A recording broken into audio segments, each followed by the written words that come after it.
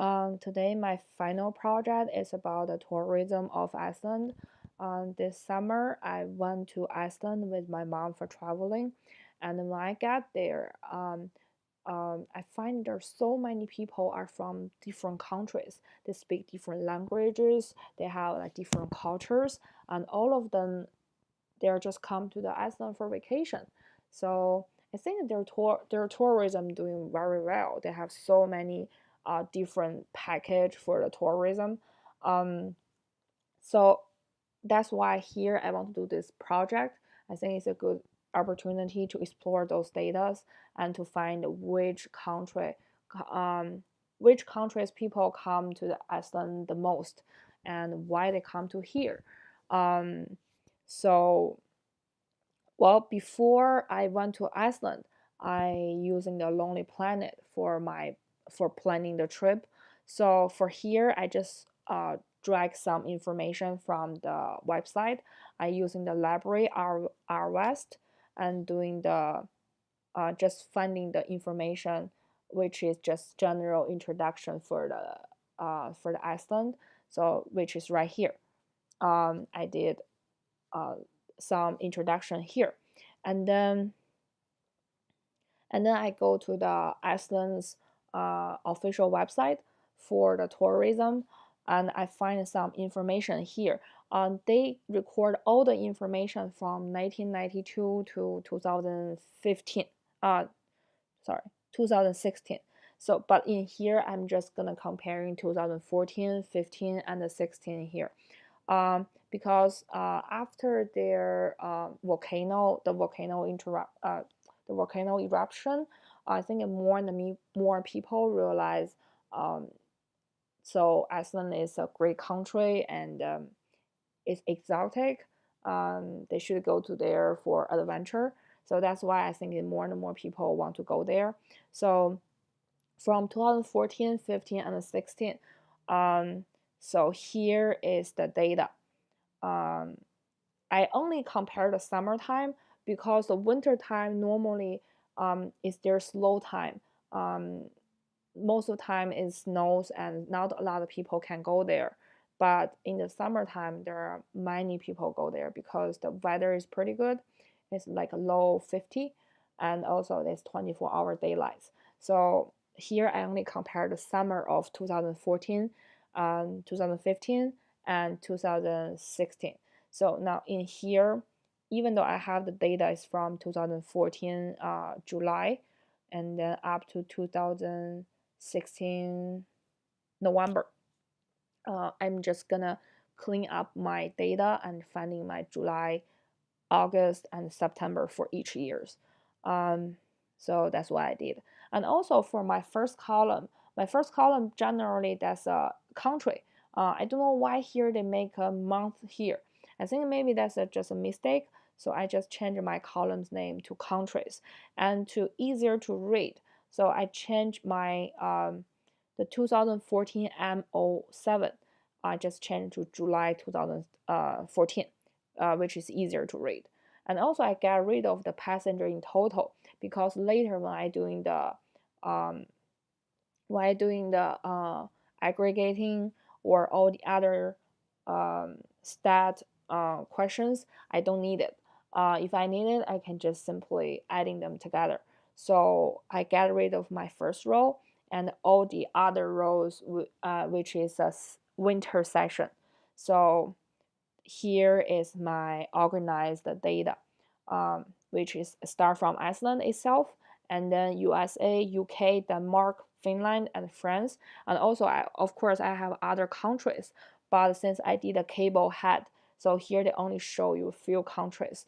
I did a July 2014, August 14, and September 2014, and also same month for July, August, September for 2015. Excuse me, and then 2016. All right, so now I'm gonna finding the summer in total for each year. So now in this case, I first of all I changed every single column except the country column to the numerical value. So after I doing this, I can just doing the tourist summer with the mutate and just adding all the summer months together for each year. So in this case, now I'm having my new column, which is summer 2014, summer 2015, and summer 2016. So in this case, I'm gonna do summer 2014, 15, and 16 later. So I don't need other information. Okay, and now for the summer 2014, I did the mean of the 2014. That will be 26,326 people, and then 2015 is increasing now. The mean become 32,000, and the mean of 16 is also increasing, become 42,000. So here is the increasing trend, but we are still suspecting if they're really increasing. So, and also for here, I did a rank. I rank all the countries and see which country is the top 3 or top 4 countries who come to Iceland to visit. Well, for 2014 and 2015, it's just Iceland itself. Like those people maybe just who are from Iceland, they are just traveling around the island. They're the top top one for 2014 and 2015. But it's very interesting. In 2014 and 2015, USA is the top 3 and the top 2. So it's very interesting because when I talk to other people, like in 2014, 2015, some of them they don't even know where the Iceland is.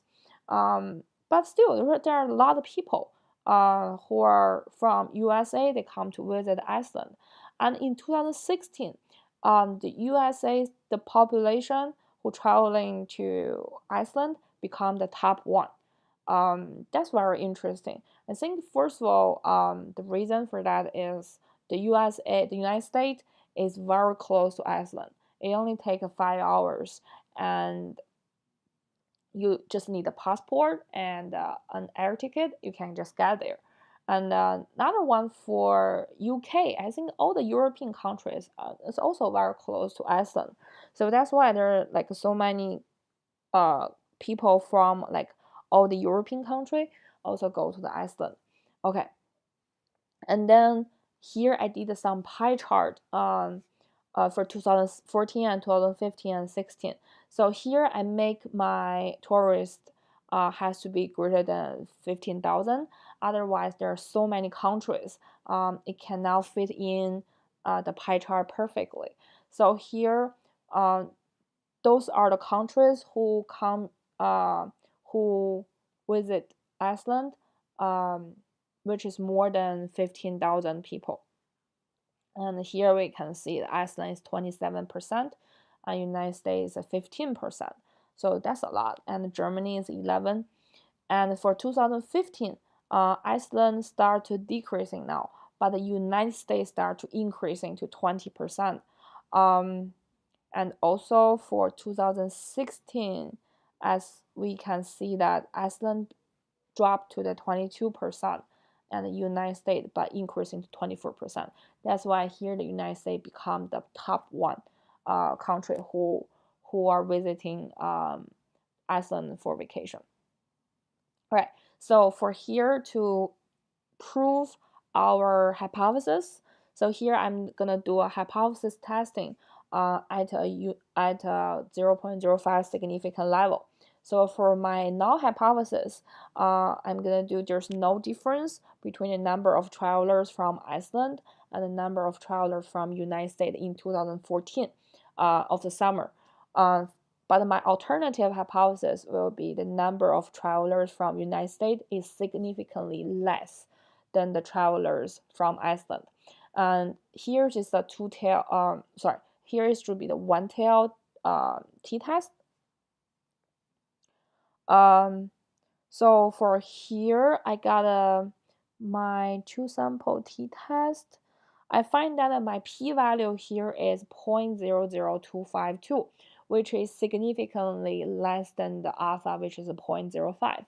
So in this case, we're gonna reject HO, accept HA, which means we're gonna accept our alternative hypothesis, the number of USA travelers are still significantly less than the Icelanders. However, when I trying to do the 2015 and the 2016, the results changing. For 2015, to find, so my HO is still the same, but my HA is going to be significantly less than the number of travelers from Iceland. However, when I get my result, which is right here, my p-value become 0.0541, which is greater than the alpha. So when p-value is greater than the alpha, then we fail to reject HO, which means we cannot accept our alternative hypothesis. So it means the USA travelers is not significantly less than the travelers of Iceland. So it means for United States, the travelers is really significantly increasing. 2016 I didn't do because 2016 that's already above. It's more than the 2000. It's already more than 2015, and it's also above Icelanders in 2016. So we don't have to do the 2016. We should get the same answer, which is the United States travelers is really increasing and increasing to the top one. Okay, and then this is my hypothesis testing, and also I did a data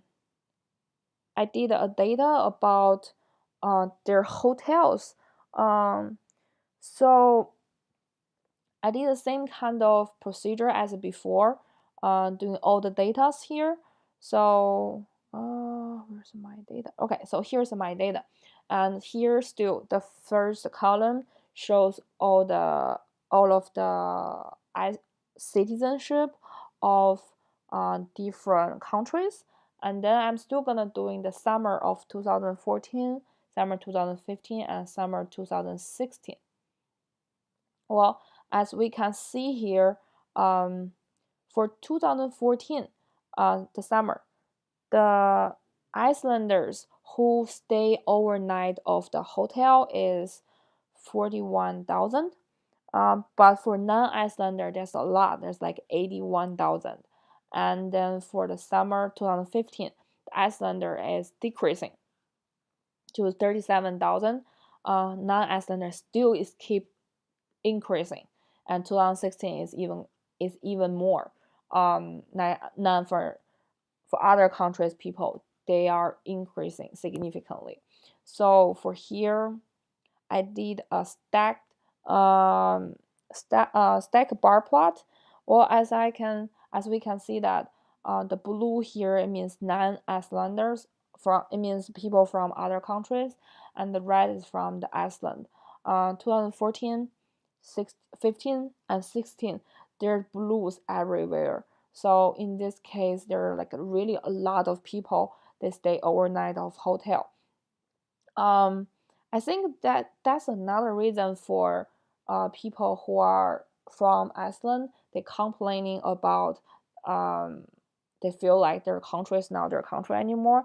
Because think about it, like in the summer, if I just want to go for a road trip for my family short time, I couldn't even find a hotel to stay overnight, because there are so many people traveling around the world, and they occupied all the hotels, so I cannot find a hotel. That's not convenient for local people. And also, I think when the tourists increasing, a lot of things gonna change. So many people they probably gonna open a business just in hotels. They will heavily rely on the tourism.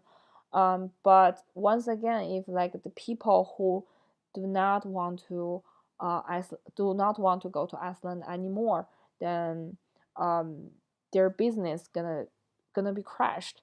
So that's why here it will trigger a financial crisis for Iceland people.